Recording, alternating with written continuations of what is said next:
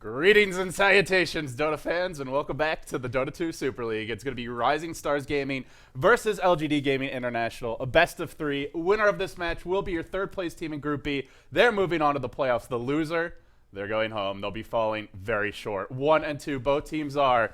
I'm LD.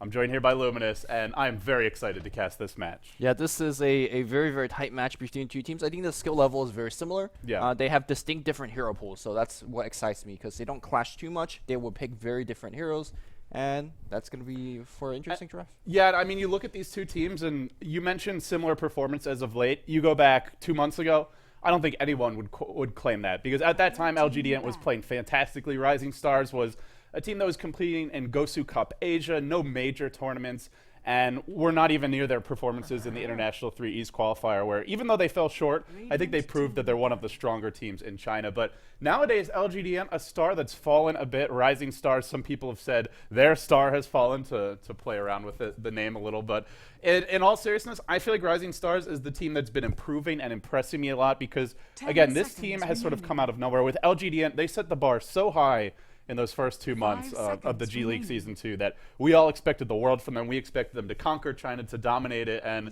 they fell a little bit short in the G League Finals. No big deal. But now we look forward to today, and you fast forward a bit, and, well, Lumi, the results have been mixed at best. Yeah, I feel like there's a high level of unfair expectation on LGD.int. That's fair. I mean, for RisingStar, for example, you just treat them like a normal Tier 2 Chinese team, and they do fine.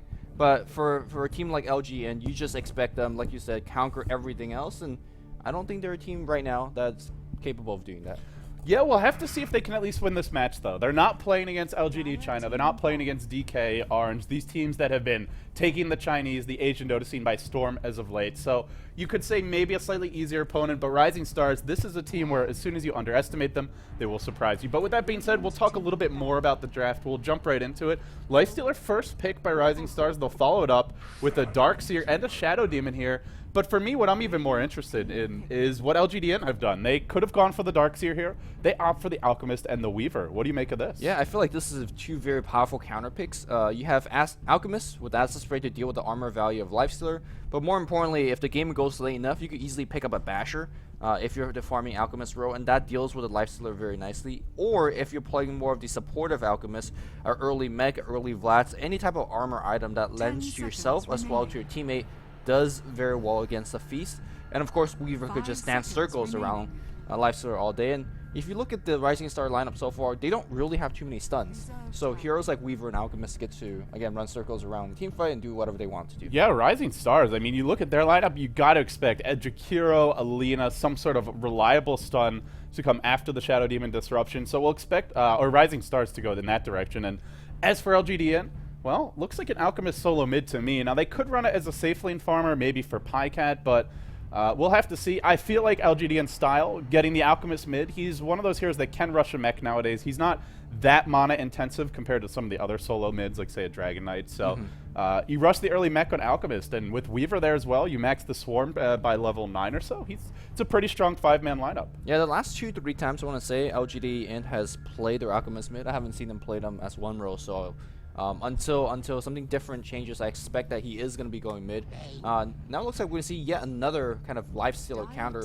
This is something similar we've seen in the past. Yeah. In 6.77, when Lifestealer is definitely the terror on the map, but right now not so much, right? We've seen him pick lately, and he just doesn't do much, right? He tried to counter gank. Yesterday we saw teleporting in the mid lane. Oh wait, I have a 200 cast range open wounds. He tried to initiate in lane, and oh wait, I just have a level 2 open wounds. It just doesn't do anything. So I'm not sure whether this level of dedication is necessary. Yeah, but our very own Gods, Lifestealer's #1 fan, is still on the public record of saying even after the open wounds nerfs, they're just not enough. Korok publicly said that, and in recent, I think it was an interview for Gosu Gamers, or maybe, oh no, it's a blog for Team Liquid. He said that, well, he thinks Lifestealer is pretty much the same hero, even with the open wounds changes, and I imagine it's more just team sees that you need sort of that setup, like a Shadow Demon, which they do have. But for LGD.int, I'm kind of wondering now, what do they look towards as that third core here? So you've got the Weaver for the tri-lane, probably safe lane solo as well. Alchemist almost certainly going mid. Bane, one of those building blocks for a tri-lane most likely, or even a roaming strategy if they want.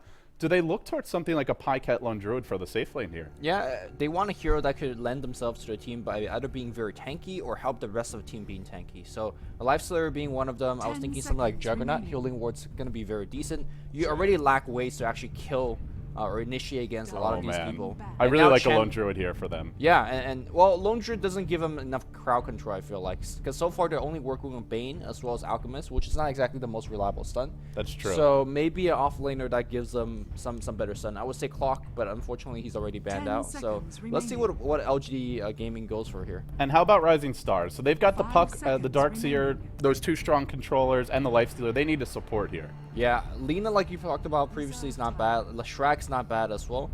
Given the fact that there is Chen creeps, I'm saying maybe Leshrack might be a little bit better. Lightning could actually wear them down. Chen creeps are just hard to deal with, I feel like, for this lineup. Is it even where you look towards someone with more AoE, like a Jakiro? Sure, that's not a bad way to deal with that. Although the stun is sort of weak against something like Weaver. The long range is really nice against Fiend's Grip though. So it's kind of a toss-up, I want to say. I feel Rising Stars, there's a lot of pressure on this Puck right now because he is the only way to burst down the Weaver. If you don't get the silence off at the perfect time, and the coil follow-up as well, if you can't blow him up and he time-lapses out, fight's going to go very poorly for you. And even looking in other aspects of their lineup, Puck is their only real counter push right now. Ion Shell Vacuum is decent counter push once you max Vacuum, but that's much later down the road. By that point, Chen is hoping to have taken all your outer towers, or at least all the tier 1s, work on a tier 2 or so. And, well, Rising Stars actually banned out the Magnus here. Like, looking at their lineup, LGDints like you and Lumi, and saying, well, they need a big AoE teamfight specialist, but let's see what LGD actually go for. If they wanted to go more push-oriented, I mean, I mentioned Lone Druid's an option.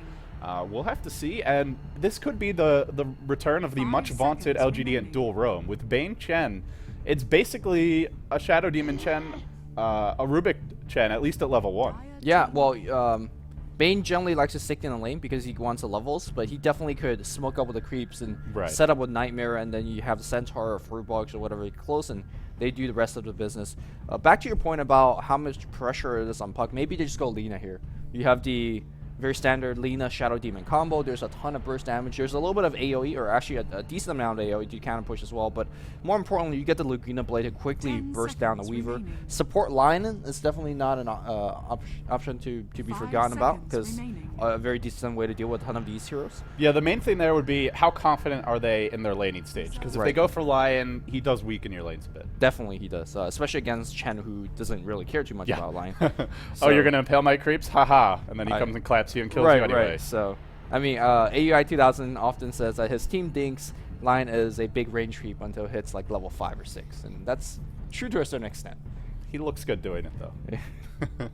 Maybe doing so. We'll see. I mean, of course, the things like Mana Drain are nice if Weaver goes Lincoln, but that's looking ahead of ourselves. Rising Stars will go aggressive here, and they're also going to go a bit greedy. This now throws Darkseer into that 4 role. It's one of your supports. They go Storm. They get their Lifestealer Bombs. They get Great Burst, a natural Orchid Carrier, which is another way to deal with the Weaver. So I like all of these things about their lineup. My only concern, Lumi, is it feels a little bit greedy. Yeah, it really does. I mean, if LGD.int picks a very hard pusher right now, there's very little ways for Rising Star to deal with it. Iron Shell is not bad. Puck Lujo Orb is not bad, but I just feel like they're not very well equipped to deal with the push, especially that consists, for example, a Lone Druid, like you suggested.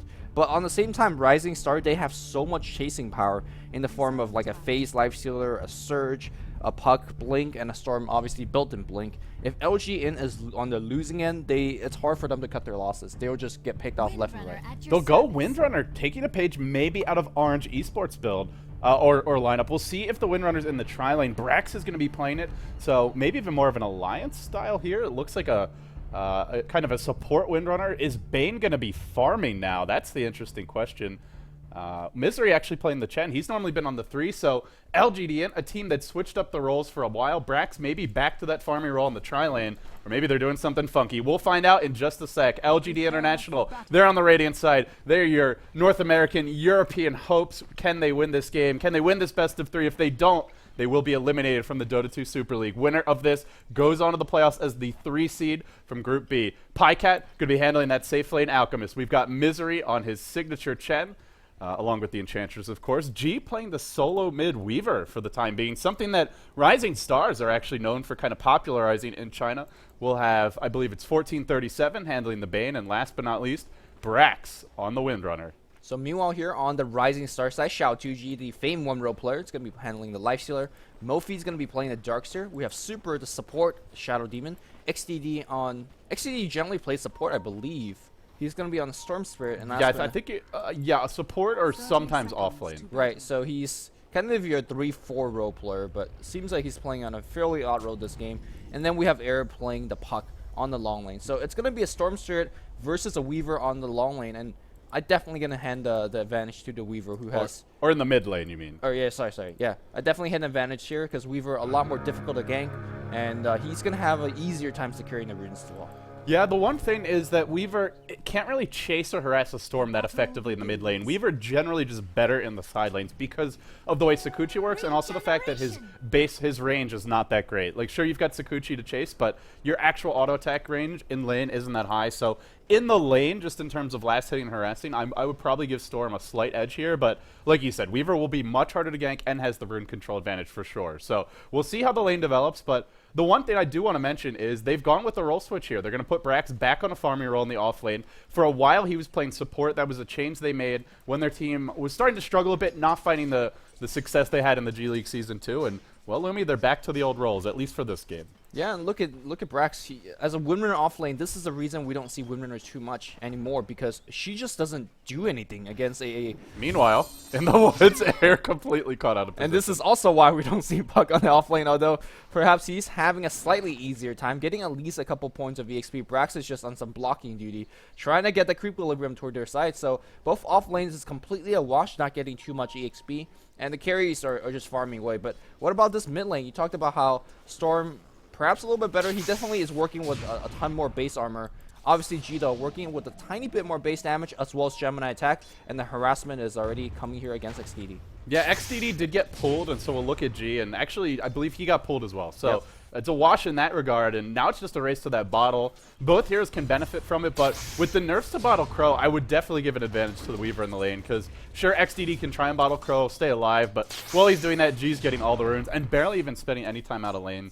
The blows continue to be traded, and, well, Brax is getting some experience looking towards the bottom lane. Air a little bit for himself as well, but I guess the big X factor here is going to be Misery. He's in the jungle. He's the one who can really make something happen early. Oh, actually, top lane. They've gone in now onto Brax. He's got Windrun. He's just baiting this out as long as he can. He'll pop the Windrun now, but it's going to wear off quickly. Xiao2G on the chase. They need 2 more hits to bring him down. He even salves up and still dies. Rising Stars, 2 heroes there. No actual lockdown. Still able to find the kill on the Windrunner. Very, very good dive coming out from both players from Rising Star. If you were looking at very closely, they were just aggro toggling between each tower hits and trying to kind of mitigate the tower damage. Was able to get the dive without even kind of spending too much resources, and even burn a salve out of Brax. So that was a pretty good dive for them, and really great first blood. Yeah, they'll rotate into the middle lane here, though. They do have an Invis rune up on 1437. Can they kill XDD? This is such a crucial time to go for it. Oh, in comes the Chen. XDD in all sorts of trouble. There's your swarm. Followed up by the clap. It's going to be enough. It locks him down. They blow him up with Test of Faith, and LGD.int get a much-needed kill because Brax, obviously, giving up first blood, going to be struggling in this lane. And, well, the one thing is it was 3 heroes rotating to the middle lane to secure that kill. But in the end, they get it. Yeah, and it's not like Pug was getting any EXP. Pug was actually forced back all the way back to base. Wow, you're so, right.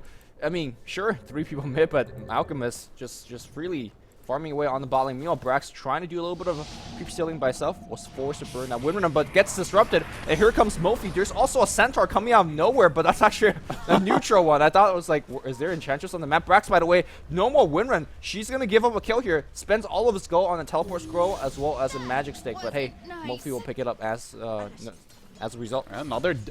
Let's add another death to the total for Brax. As for Air, like you said, did have to go back to base, but he isn't dying at least, so that's something going his way. Mid lane, G playing very aggressively, has hit level 5, and now that they've gotten that kill for G, he was already slightly winning the lane, it looks like, in terms of harassment, but now he really pulls ahead with the Swarm, as well as the Sakuchi.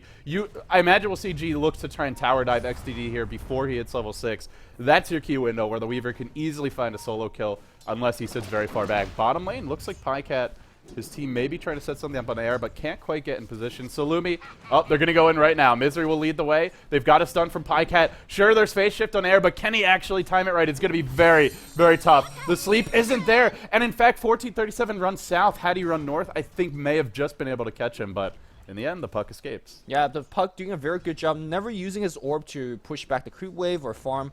A lot of off-lane pucks like, oh, I see a free kip, let me orb for it. That's generally your escape spell, and that's how you actually die on this long lane. So very patient play from Air, and was able to dodge away from that particular gank. But surviving and winning the lane is two very different things, and so far he's definitely not winning right now. Yeah, but again, you compare it to the Windrunner. Brax giving up first blood, died a second time. No death so far on your puck. He did have to go back to base, and the one other good thing for LGD, they're getting free farm on an Alchemist, and the question is he maxing Greevil's Greed? Well, he's not maxing it, but he is taking it as his second skill, not taking the Acid Spray. This is what we see from pretty much all the safe lane Alks. So. Burning is the first person I've seen them do and use it very successfully as well. So definitely farming away, naturally not forfeiting on any type of killing power though. As that stun do a ton of burst damage.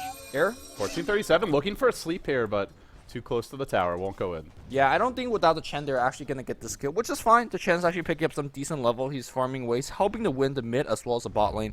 It looks like we're going to see a smoke of the seat from the Chen. Just a solo smoke, trying to set something up on the mid lane. Storm Spirit, is he level 6 just yet? Yes, he is. So I don't really think they're going to find a kill, to be honest. Maybe they will with a big test of faith. Weaver can chase that Storm down, but, well, he's actually going to head top. Mofi was thinking about a backstab at the side chop as well. He's going to back off into the jungle, and the wraparound comes from Misery. Is he heading mid? Or is he thinking of top? He's just lurking in the river, waiting, biding his time, and which way will he go? He decides top in the end, and, well, he'll just kind of hang out. Spending a lot of time here, not really creating any kills, but if they get a Shackle on Xiaotuji, this could be one. Xiaotuji does have Infest available. They've got to time this just right. He'll infest the creeps, and, well, this gank looks to be over now. Let's see if they can actually find the kill, but there is going to be a Rage. He's still in the creep. It's not in deny range, so looks like he'll get out of there scot-free, and a lot of wasted time and resources here for LGD.int. Yeah, I think the smoke was popped as they saw a push coming up on the top lane. They're like, oh, let's reinforce the top tower. Unfortunately, by the time they came here, the push was done, and it looks like Super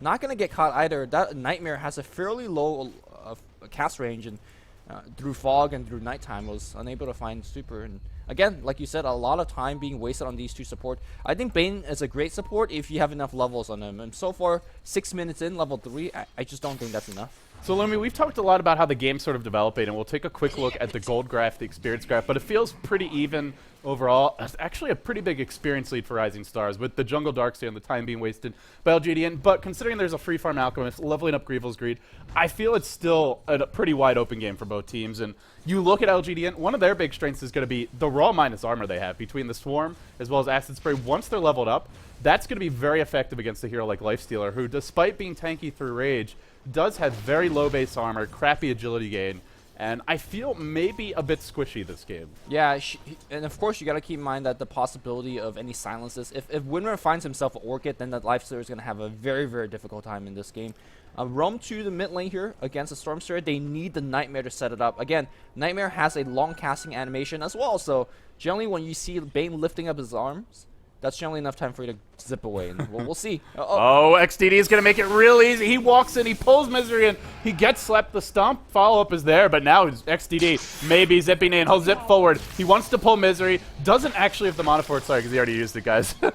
G on the run. Yeah, a little bit of a blunder for myself there as well. But yeah, pull already used. They won't engage, and, well, both teams wasted a bit of time. Yeah, and, well, that was the one row life, so they're making a roam down the mid lane, not finding anything. He will phase all the way back up top, but Windrunner already finding a little bit of EXP, now hitting level 5. So Brax, despite having a shaky start now, a pretty decent recovery. But me on the bot lane, how's Puck doing? Puck only level 4. I thought he was able to gonna hit 6 because he was basically trading farm here with Alchemist. Speaking of Alchemist, not maxing the Greevil's screen, maybe he's regretting that choice a little bit because he's actually I haven't seen him use that stun once yet.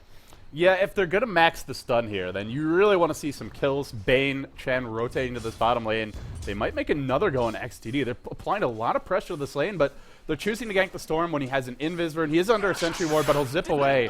More time by LGD.int being wasted. And, I mean, the beauty of this team in G League was it seemed like every gank worked and they never wasted time, but the magic isn't quite there this game, and they're going to fall a bit farther behind, it looks like, off of that. Down now.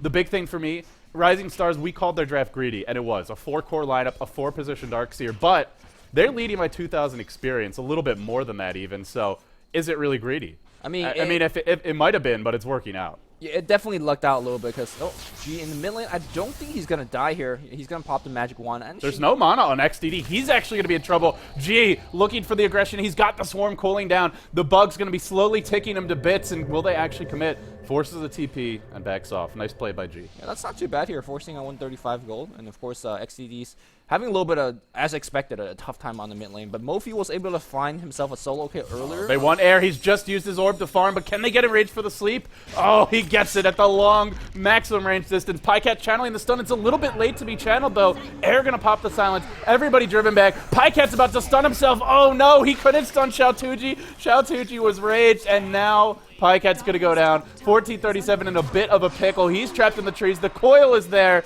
and 1437 will fall as well. 2-0.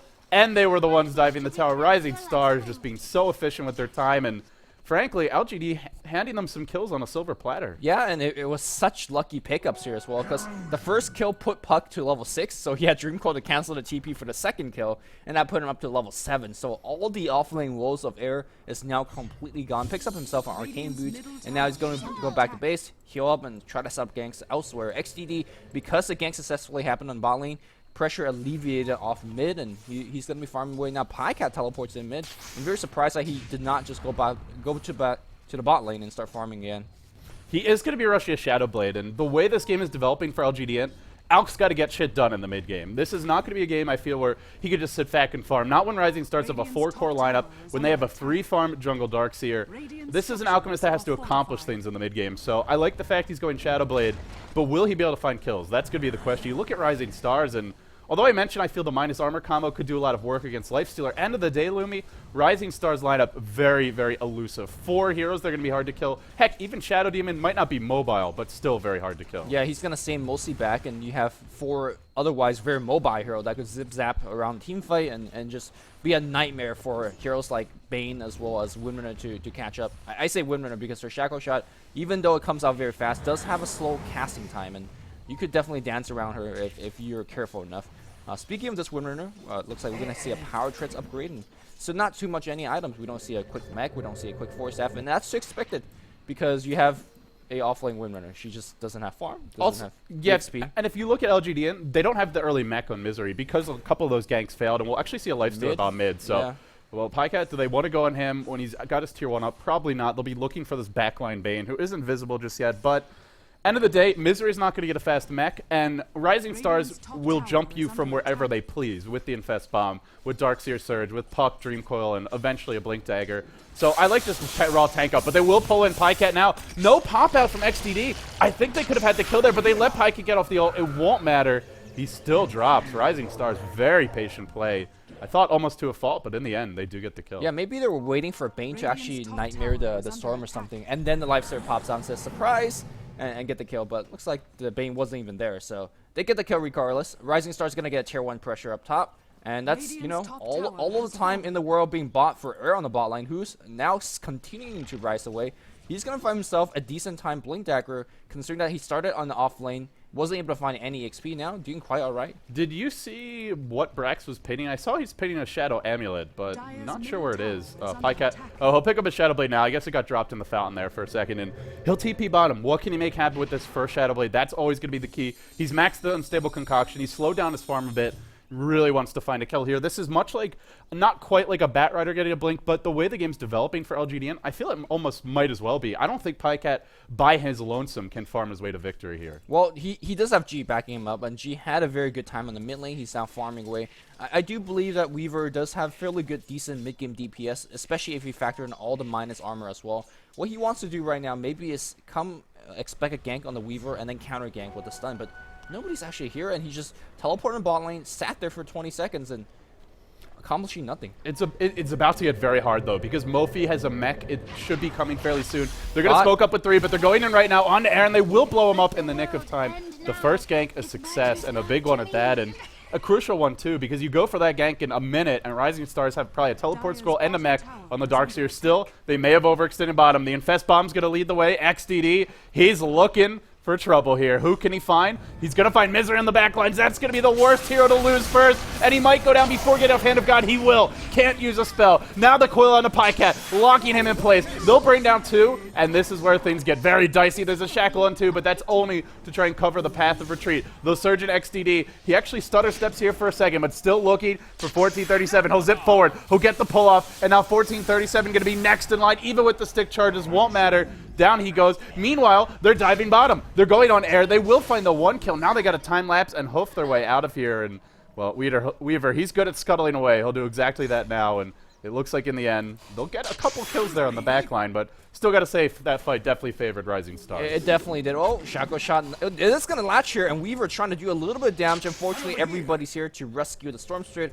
He's going to back out. And in that last team fight, we saw the glimpse of the old Lifestealer. The fact that when he could get right up in your grill, oh, shout to you, buying an item. I'm going to get it. That was a rather aggressive shopping trip. I know, it's like, I see 2 heroes here, but nope. Gotta get my rings or whatever, helm of Howling Will.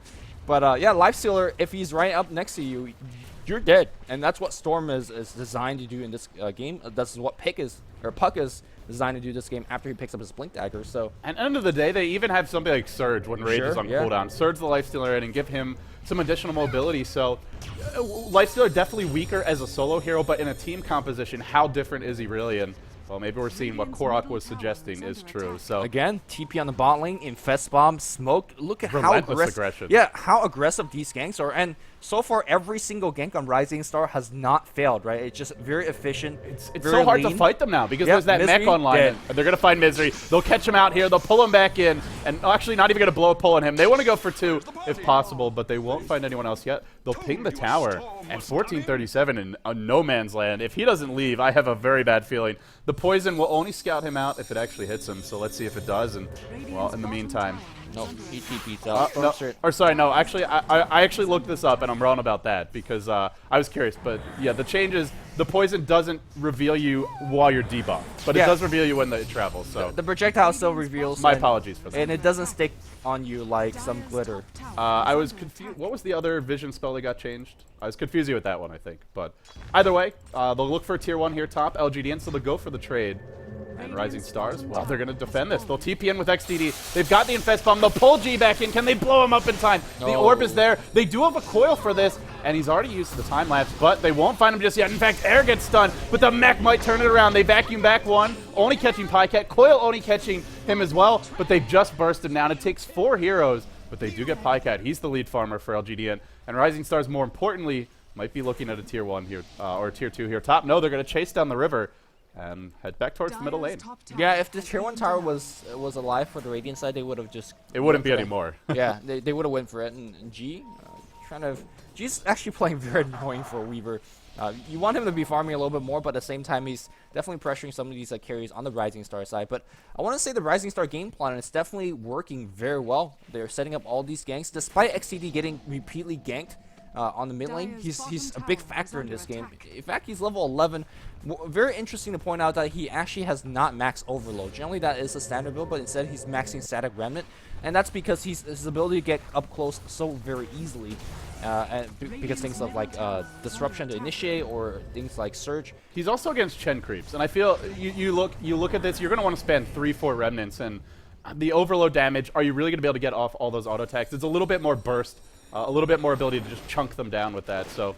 Yeah, I think the remnant's decent against the Chen creeps as well. The overload max, well, we wish we have our resident Storm player, Blitz, is here, but the overload build is generally good for a lot more solo killing opportunities, whereas remnant's a lot more better for a little bit more AoE crowd control and team fights, which is exactly what they've been playing. They've been team fighting quite aggressively, so that's definitely a better build for what's been they doing so far. You know, you look at RisingStars lineup, and on paper, this hero composition, it's a good team fight later on. Once the mech comes out for the Darkseer, he hits level 12, and Puck has a Blink Dagger. But the Storm Lifestealer, as well as the really early mech on the Jungle Darkseer, is allowing RisingStars to play 5-man Dodo with a lineup that's a little bit more ganking oriented at this stage in the game. Just the early mech, as well as the Lifestealer Storm Spirit combo, it's paying dividends here, and it's allowing them to take the fight to LGD.int. G, gonna get caught out here, disrupted. Now Soul Catchered up. I don't think they'll have the follow-up. He'll time-lapse his way out.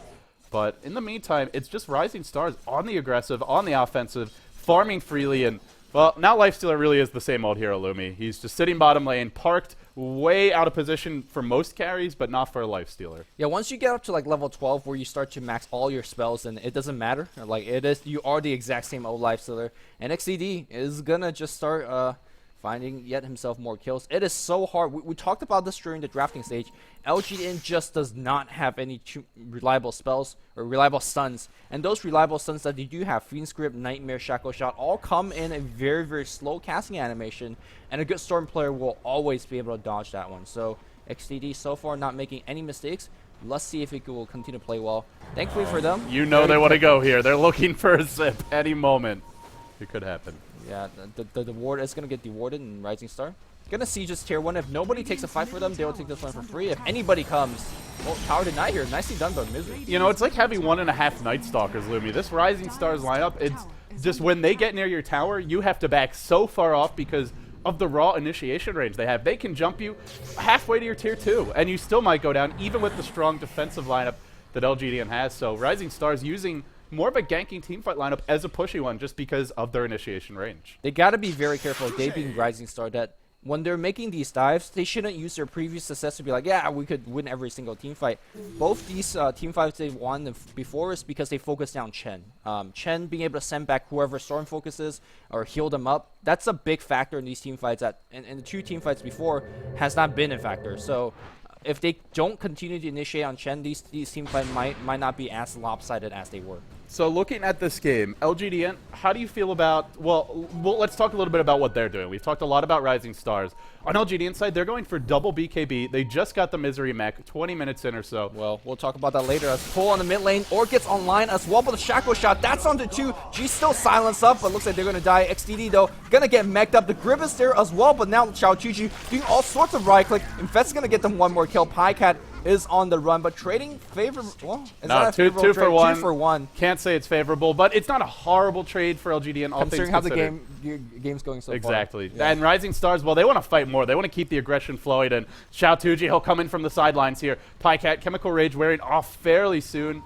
Well, in the end, it looks like they will back off, and Xiao Tuji may head back towards the jungle. But Orchid now up on the Storm, and you got to feel like this just really allows Rising Stars to ramp up the aggression. But I want to talk about LGDN. They're going double BKB here. Pycat as well as Weaver, Alchemist and Weaver, 2 heroes that generally don't go BKB this early and forced to do it largely, I feel, because of that Orchid as well as the Puck silence. But this is going to somewhat limit their ability to take this late because they're not going to be able to keep up farm, I feel.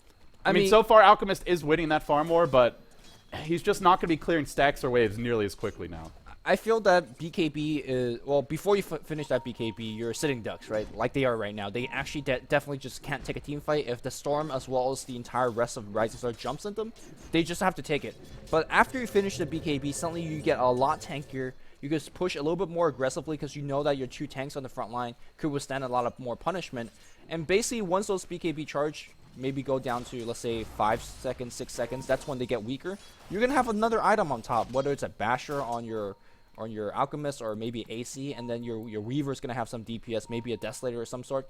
I feel that they're building for more mid-game items, and, well, we'll talk that later. We'll talk about it later as XDD's in the river, but to sort of follow up on your point here is they will, if they farm those next items, they do scale pretty well late game. I guess the question is it going to be well enough? Because Rising Stars have double Hex carriers, potentially if the game goes late enough. They've got the Darkseer wall. He'll soon have a pipe on his side and Xiao Tuji for plenty of physical damage. LGDN going pretty mid-game centric. You get the double BKB. You would love to take a fight at the Roche pit, but you do it in the vacuum, in the wall, and you do it, if you do, rather late at that. The Swarm's going to come in now. We'll see an Ursa Warrior wander towards the pit, but can they actually take this fight? Xiao Tuji dropping a bit low, but that's what the mech's for. They'll infest, they'll heal right back up.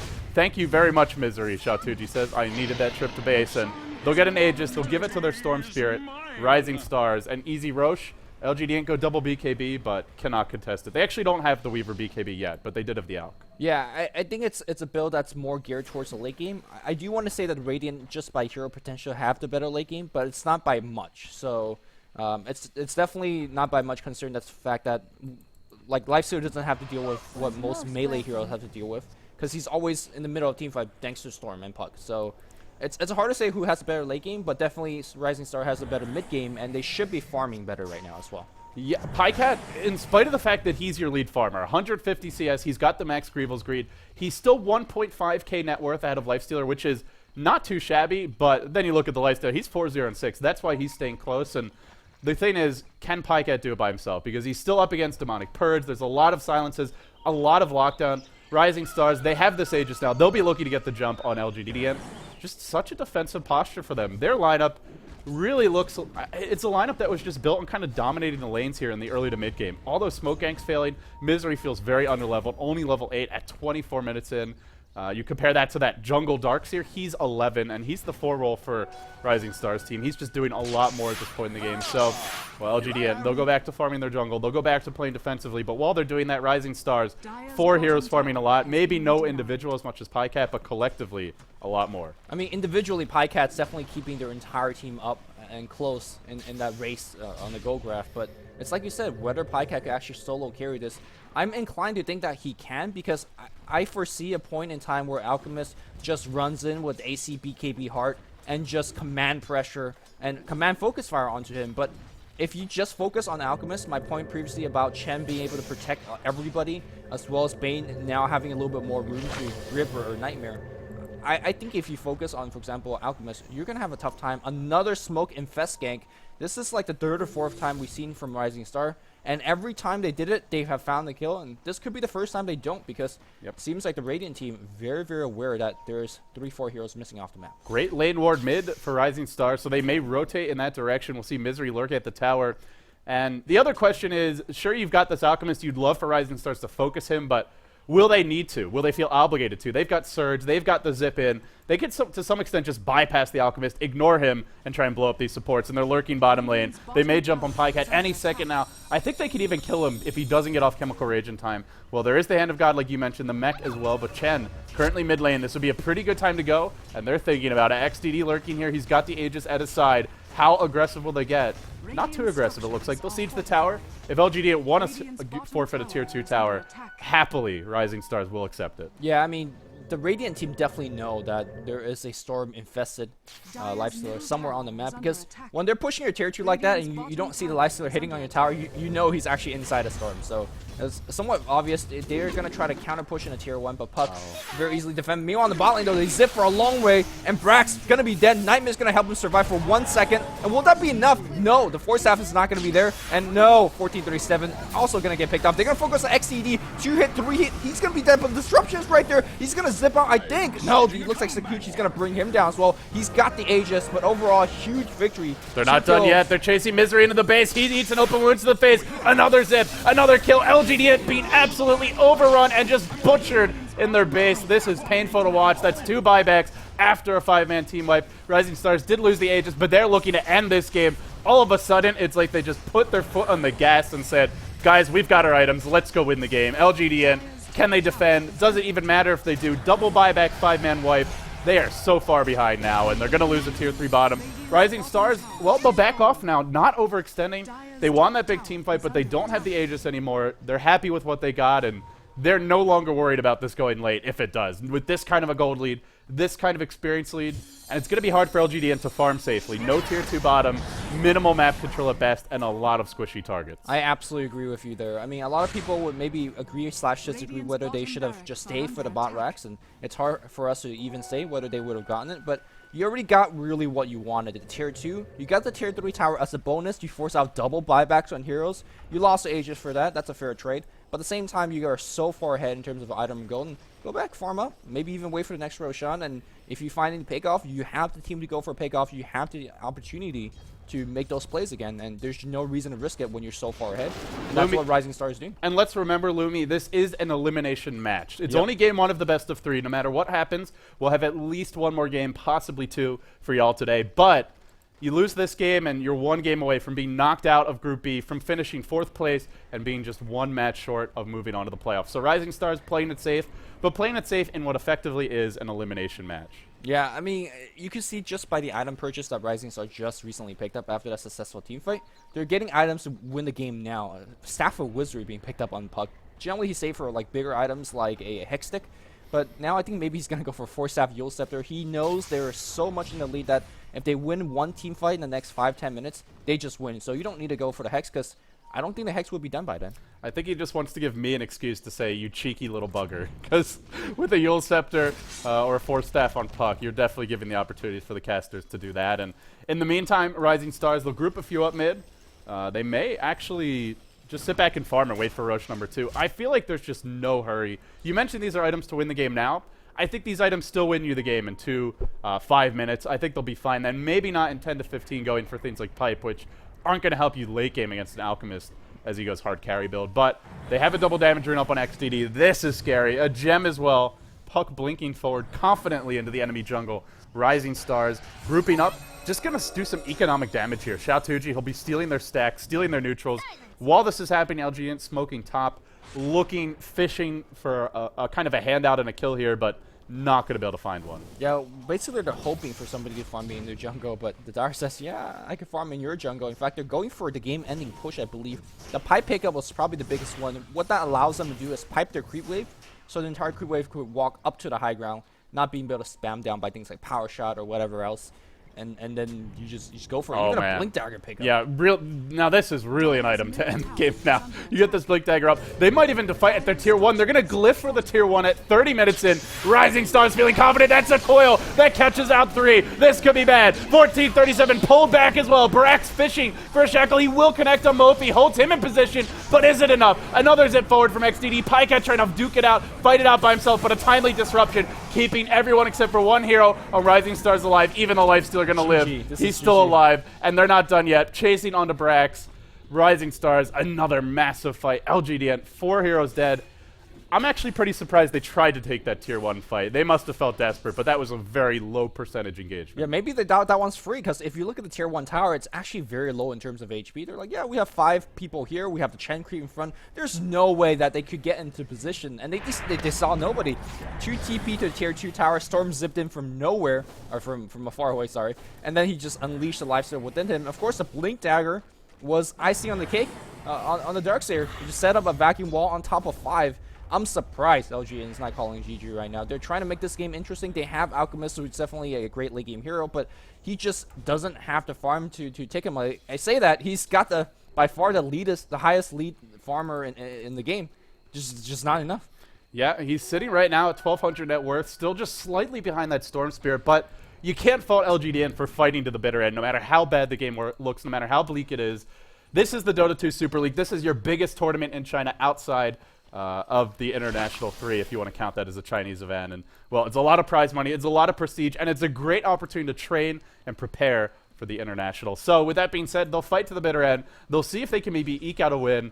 It's a win, a hope, and a prayer, but they'll fight for whatever they can get right now. XDD, gem up, just popping the remnants here, giving him a little bit of flying vision, doing some dewarding and fishing for kills.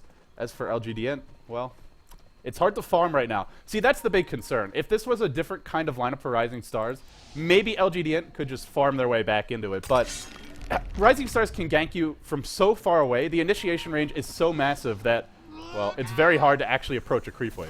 Yeah, I mean, on the flip side of the coin here, RisingStar isn't farming us best because they're always kind of looking around. Like Stormster, they're farming heroes. Yeah, they're farming heroes. They're not farming as many creeps, and that's why, again, Alchemist is on top of the farm chart, but it's tough. It's not enough. I mean, Lifestealer hasn't been seen a crit in the last 1 minute because he's always inside Storm, but that's okay because they're getting all sorts of map control, and really there's nobody farming on the Radiant side. Yeah, it's kind of funny with this Storm Lifestealer combo. Sometimes it feels like the Storm ends up getting a lot of the glory, and the Lifestealer just sort of pops out, and, well, then watch the Storm zip around and finish everyone off after all of his hard work. And like you said, Xiaotuji, the pleasure of sitting inside of Storm, not actually farming during that time. Doesn't really matter, though. RisingStars, they'll group up mid. They'll surge Mofi forward. Every single hero aside from Super, you look at this team and the ability to close the gap. This is like having, if anyone's familiar with American football, like having 5 linemen who could just like propel themselves like from the defensive line like straight onto your quarterback, just like a launching pad. It's like they just bypass the offensive line entirely. There's no ability for LGDN to really defend themselves with this double blink dagger combo, the Storm Lifestealer bomb. They can all just jump on you from around the world. Very hard to fight against that. They'll get the Roach again. Aegis onto XDD as well. And now RisingStars definitely going to be looking to finish this game and take game 1 of of this best of 3. Oh, they'll try to, and let's see what defense the Radiant team could muster up. Any big item pickup here for Pycat? 1700 gold. The Courier's flying out to the secret shop. Does he have the AC pieces? He does. He's actually just a couple hundred gold away from the assault finish. It's a nice little pickup here. There's a lot of magical damage on Rising Stars. It's not just the physical damage you have to worry about. Well, he does have the BKB. In conjunction with the BKB and AC, he should be very, very tanky. Oh, I mean for his team, not for him. You look at his team. Yeah. And, well, he's the only kind of the true carry and true hope for the team, right? So. Well, that's generally a bad thing, right? When you're a melee carry against the Shadow Demon and you're the only hope for your team, game's normally quite hard. A Shadow Demon that also has a Medallion Courage. They are absolutely prepared for this guy, so. It's going to be unpleasant for Pycat. Even Abyssal Blade finish now. I don't know. Like, Storm Zip in, pull Abyssal. That guy's dead. I don't care if he has AC or not. I think they can even kill Pycat. They can. If they just go on him first, maybe if he gets force staffed in the right direction and Rising Stars decide to change their target, but by the time the Storm zips in, the follow-up will be there from the Darkseer jumping in, the Puck as well, and just their ability to blow someone up from across the world now gets so much stronger with that Abyssal Blade. G's going to be pushing the top lane in the meantime. Look at G. Big zip in from Storm, looking to go. XDD won't commit. Gets me all rustled up, but then just works on the Rex instead. Yeah, look at G. He's actually just had the same Ogre Club for the longest time. Well, all the buybacks, the inability to farm, it's not helping him out. He still doesn't have his BKB. He did buy back in that earlier fight, but more importantly, they zip in now. They catch out Pycat. They pull him back in. He can't even pop his ult despite the BKB. It won't matter. The medallion's there too. That coil, that silence, it's too much. They're overwhelming LGD. 4 heroes dead. They might even make it 5. G able to live barely at that. There's a buyback from Brax, but to what end? This really is going to be the end for LGD. In game number 1 of the best of 3, they'll be losing not 1, but probably 2 lanes of racks here. And with that, we can expect the GG coming soon.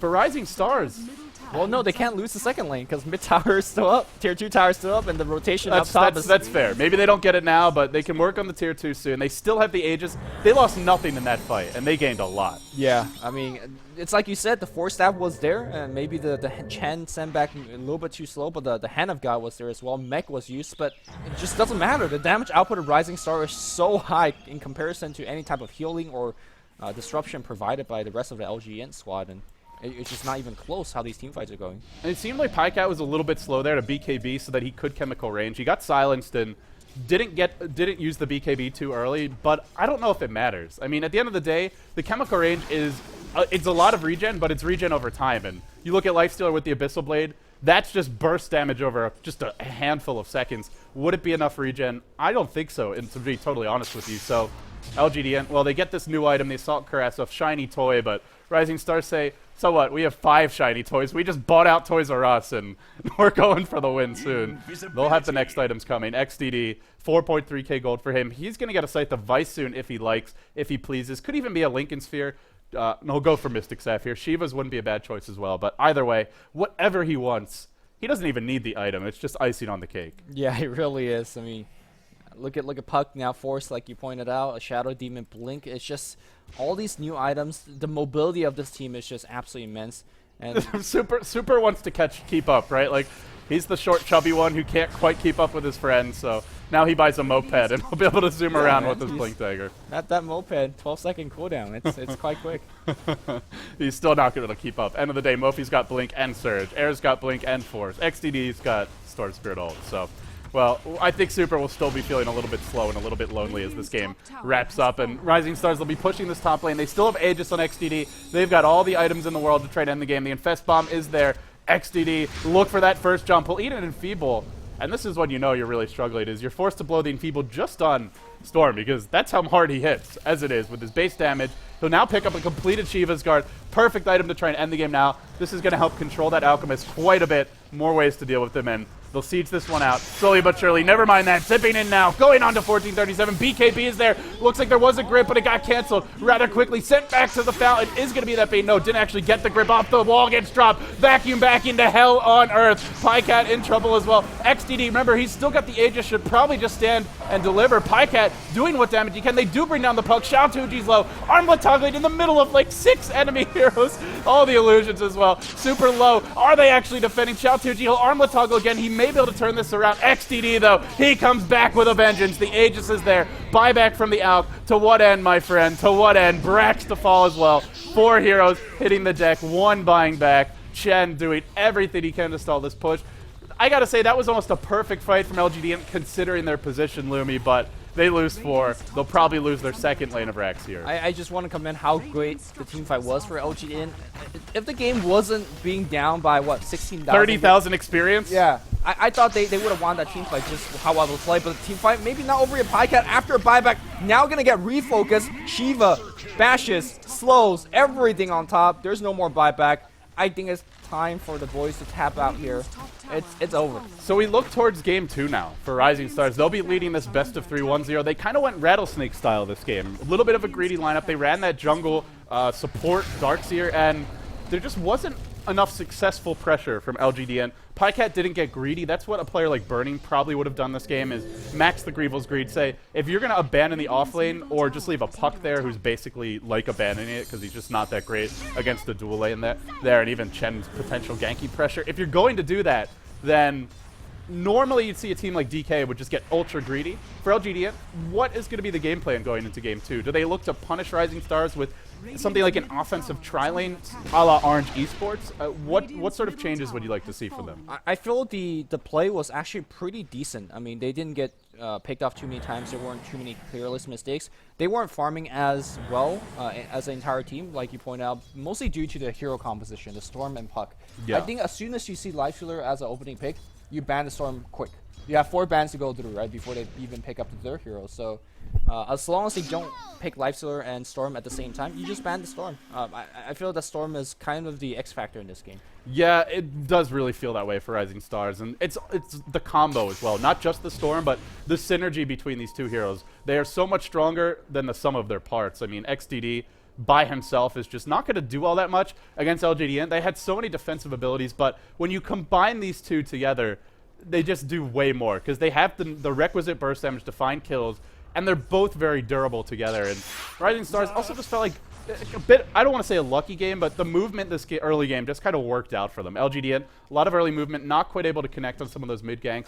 Maybe a situation where they would have been better off just farming more on Misery and then going for some group up timing pushes before Darkseer gets his mech, or at least before the Darkseer, say, has the level 12, where he's got the really strong counter push in AoE. But LGD, well, looks like they're going to drop game 1 here, and I don't feel that, although the Storm's pick was important for RisingStars this game, I don't think it's like a core hero for them the way, I don't know, Magnus was for LGD China a couple of months ago. It's a fantastic hero in this game, but yeah, I feel they have a lot of other tricks up their sleeve. It comes down to the recognition of, okay, they got Lifestealer, how is their Lifestealer going to get up onto us? And in this game of Storm, maybe next game is going to be Slasher solo mid Puck, or maybe a Queen of Pain or something like that. Yeah, Storm's really the ideal one, though, because he can jump in and jump back out. Puck, Queen of Pain commit, well, they often die. Right, so, I mean, we'll see how things go in terms of next game's draft. Also, you talked about how Mofi started as a jungle role, but let's not forget that he was able to find a solo kill on a Windrunner up top. When you get a solo kill like 6 minutes in, it really speeds up your jungle. So Mofi got a little bit lucky finding a straight Windrunner running his direction as well. So kind of all the stars aligned together for the RisingStar team. And, you know, it was kind of a lopsided victory at the end. Well, they've got another Scythe device now. They'll pick one up on Mofi as well. I say another, but actually it's Shiva's the next DD. But, well, they have another lockdown item for a team that already has so many. RisingStars, they'll be going for the win here. 5 heroes grouped up mid. 4.6k gold on XDD. He's got Boots of Travel buyback on Storm Spirit. I would like to just see another item, but we'll see what he goes for. And for the time being, saving the gold, holding onto it, air working towards his own Scythe device. Even Super might have that elusive second mobility item. Well, they might really play it safe and wait for Roshan number 3. It looks like that is going to be on the agenda. It's a fine choice. You're so close to it anyway. You get this Aegis and the cheese and the new Scythe device.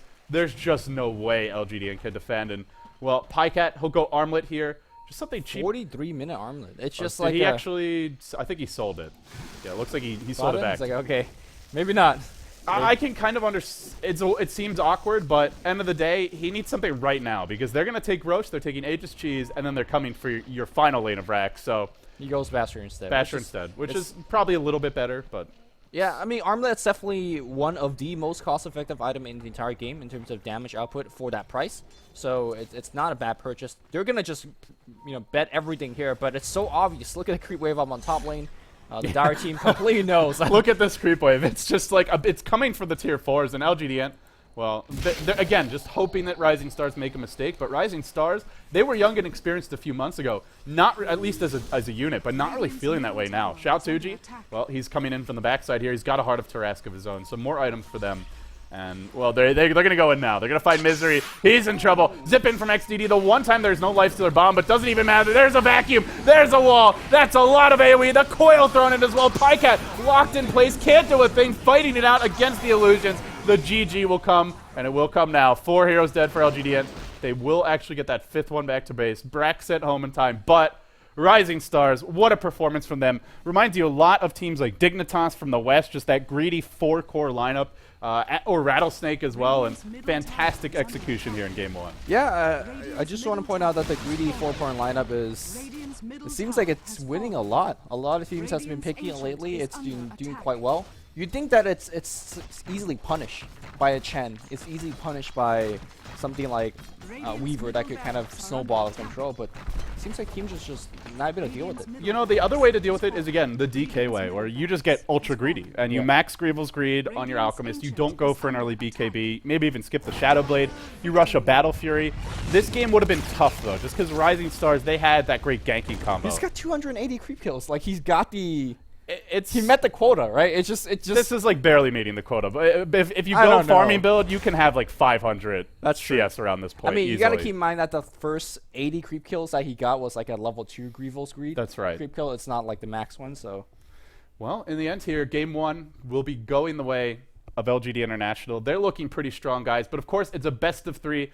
If you're just tuning in, if you're just joining us, winner of this series will be 3rd place in Group B. Loser will be 4th, and only the top 3 go to the playoffs. So a big series here for both teams. It's not over yet for LGDN, but the road gets a bit harder. They'll be trailing 0-1 in the best of 3. They will. Hopefully, they will bring it back in the Game 2. We'll see. Well, guys, we kind of wrapped it up there. We already did the post-game analysis during the game winding down. So we'll take a quick break. We'll come back. Game 2 of this best of 3. RisingStars versus LGDN. Coming up next, can LGDN force a Game 3, or RisingStars going to take it in a clean 2-0 sweep? We'll find out after this.